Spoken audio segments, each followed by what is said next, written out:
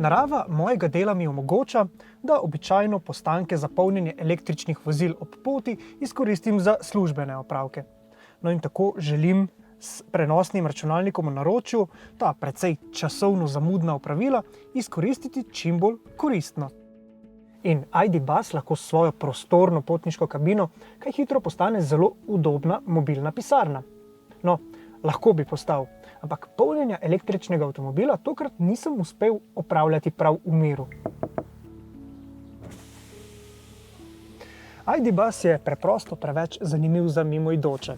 No, tako je kaj hitro nekdo potrkal na okno in slišal sem nekaj v stilu: ta avto sem že videl v reklami, bil mi je všeč, no zdaj pa si ga zelo želim še videti v živo. Teren za dolgo debato je bil tako pripravljen, no ta pa se je vselej zaključila še z vsaj nekaj fotografijami na mobilnem telefonu. No, nas pa je v obratni smeri zanimalo, zakaj je Bus uspel pritegniti toliko pozornosti. In seveda, odgovor leži na dlani.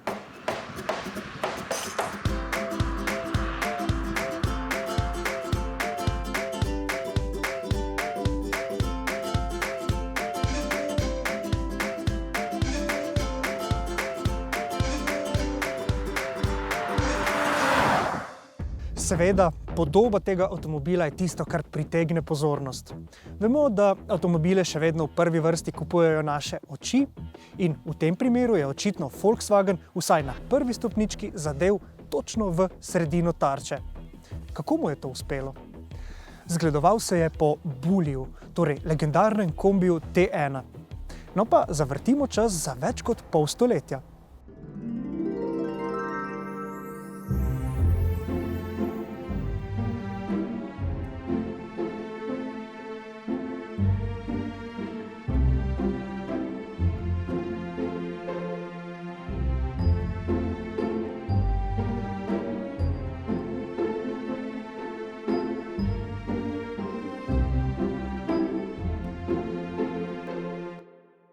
Dejstvo pa je, da se je na tem avtu gradila cela Evropa. Se pravi, tistega leta, pač, ko je ta avto prišel ven, narisali so ga Nizozemci, in je bil, bom rekel, neki pionir prevozništva te kategorije. Bil je pa avto dosti enostaven, vsak je lahko popravil, ogromno jih je bilo v Ameriki, teh avtov, mislim, da celo največ. Kaj je pa tu zelo pomembno, to sem pa od nekoga slišal, tisti, ki je mogoče rojen v tem desetletju, ko so ta avto delali, je bil mogoče spočet v takem avtu. In je se točem v tem desetletju rojen tudi. T1 je tekom desetletij postal prava pop ikona in je danes eden najbolj zaželenih starodobnikov. Ampak, če je tega še poganjal šibek in ropotajoč bokser, ima Bulli z letnico 2023 drugačen, povsem tih karakter. Ravno pomanjkanje raznolikosti in karakterja je ena tistih bolj dolgočasnih točk električnih avtomobilov. No in zato se vse več avtomobilskih proizvajalcev poslužuje obujanja značilnosti svojih legendarnih modelov. Kamorkoli grem, bom rekel, je prva pozornost ta avto. In tudi, če se peljem počas, ker hitro ne grem, nihče ne trobi, vsi opozujejo, potrobijo, kjerkoli pač je kje objavljen, lajkajo, tako da je legenda in jaz mislim, da ta avto ne bomo nikoli konkurence. Ampak Bus se ne naslanja le na zgodovino. Prav ta avtomobil je dober primer, kako lahko oblikovalci z domiselnimi detajli začinijo podobo avtomobila. Čeprav gre v osnovi za oglad potniški kombi, smo tu priča detajlom, ki bi jih morda našli na kakšnem nišnem športnem kupeju.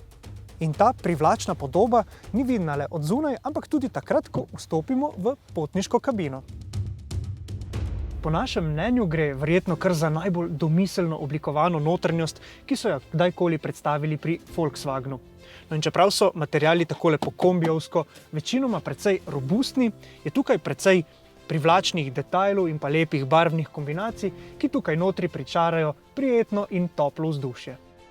Volanski obroč in pa tale majhen zaslon, ki je pritrjen na ta volanski obroč, že poznamo iz ostalih električnih Volkswagenov. No, edina novost je nov vrtljivi gumb za izbiro prestavb, ki se ne nahaja več neposredno ob zaslonu, ampak ima sedaj ločeno ročico in tako je vozniku vselej bolj pri roki. V primeru ID Buzza gre torej za preplet domiselnega dizajna in pa številnih praktičnih rešitev. Recimo odlagalnih mest je resnično v izobilju in prav to je tisto, kar si v avtomobilu te vrste želimo. Zelo zanimiva je tale sredinska konzola, kjer lahko prilagajamo odlagalna mesta. Tako lahko tale glavni odlagalni prostor pregradimo s pomočjo strgala za led ali pa odpirača za steklenice. No in to konzolo lahko tudi zelo preprosto odstranimo, s tem pa med prednjima sedežema dobimo raven prostor, kamor lahko recimo tretji potnik na zadnji klopi zelo udobno raztegne svoje noge. V potniški različici gre torej za precej razkošen potovalnik, ki se tudi pelje zelo udobno, torej zelo mehko in pa z malo nagibanja karoserije. Tukaj zadaj je res ogromno prostora. Kabina je svetla, potniki pa imajo na voljo tudi takšno priročno mizico, žepa za odlaganje drobnarij in pa vtičnico za polnjenje telefonov. Zadnjo klop lahko tudi zelo preprosto pomikamo naprej in pa nazaj ali pa spreminjamo naklon zadnjega dela. Za kakšen poletni izlet bi bilo dobro zgolj to, če bi se tukaj zadaj dalo odpreti še okna, ki so zdaj fiksno zaprta. Sploh zato, ker tukaj zadaj ni kakšnega dodatnega zračnika za hlajenje. Še bolj pestro pa je zadaj, kamor bomo naložili prtljago. No, ni rečeno, da čisto vedno samo prtljago. Tale ID Buzz je 5-sedežnik, zato imamo tukaj zadaj razmeroma razkošen prostor, ki ga lahko po želji prilagajamo. Na voljo imamo različna pritrdišča, no da nam stvari ne bežijo naokoli, pa jih lahko pričvrstimo tudi s pomočjo tehle priročnih pregrad. Trenutno imamo v vozilu nameščeno tole zelo priročno platformo, ki jo lahko zelo hitro fiksiramo ali pa odstranimo s pomočjo nekaj vijakov, ki jih odvijamo kar z roko. No, trenutno smo pod njo pospravili 2 torbi, v kateri imamo naložene polnilne kable in pa še nekaj nujne opreme vozila. No, lahko pa tudi zložimo zadnjo klop in tako tukaj zadaj dobimo dolgo ravno površino. No, ta dolga ravna površina je dolga skoraj 2 metra in na ta način kar kliče, da tukaj zadaj položimo še kakšno udobno blazino in tako Buzza spremenimo v mali avtodom. Seveda, tovrstno vozilo bo veliko časa preživelo na raznih izletih oziroma road tripih. No in vemo, da so takšni izleti večinoma dolgi vsaj nekaj 100 km. No in tako nas zanima, kakšne omejitve, pa tudi prednosti prinaša Buzzov električni pogon. Pogonski sklop Buzza je povsem podoben tistemu v modelih ID3 in ID4. Minimalni odkloni se pojavijo zgolj zaradi namestitve posameznih komponent. In tako imamo na voljo pogon na zadnji kolesni par ter baterijo z uporabno kapaciteto 77 kWh. Ampak Buzz je v primerjavi z ID3, 4 in 5 še nekoliko bolj zajeten in zato električni pogon prinaša nekoliko drugačne specifike. Že sama oblika vozila, zračni upor in masa prispevajo k večji porabi energije. Tako smo v zimskih razmerah na našem testu večinoma vozili s povprečno porabo energije malo pod 30 kWh na 100 prevoženih kilometrov. In to pomeni, da bo električni doseg znašal med 250 in 300 km z enim polnjenjem. A to porabo bo glede na naše izkušnje, ko bodo temperature bolj prijazne, mogoče vsaj nekoliko znižati. Predvidevamo, in tako so nam zatrdili tudi pri Volkswagenu, da bi se s tem kombijem lahko vozili s porabo okoli 25 kWh na 100 prevoženih kilometrov. To povprečno pomeni približno petino večjo porabo kot pri manjših električnih Volkswagenih in doseg prek 300 km z enim polnjenjem baterije, tudi pri avtocestnih hitrostih. Volkswagen pač trenutno ponuja takšno kapaciteto baterije. No, je pa potrebno dodati, da so na vidiku tudi različice s 7 sedeži in pa daljšo medosno razdaljo. No, te bodo imele tudi večje baterije in pa tudi 4-kolesni pogon in to bi lahko dalo temu avtomobilu še širšo uporabnost. ID Buzz se zdi na prvi pogled kot nalašč za road tripe, a seveda bodo takšne poti za zdaj še zahtevale nekaj kompromisov. Ampak dejstvo je, da je bil nedavno na ravni EU sprejet sklep, ki je odredil konec prodaje dizlov in bencinarjev že z letom 2035.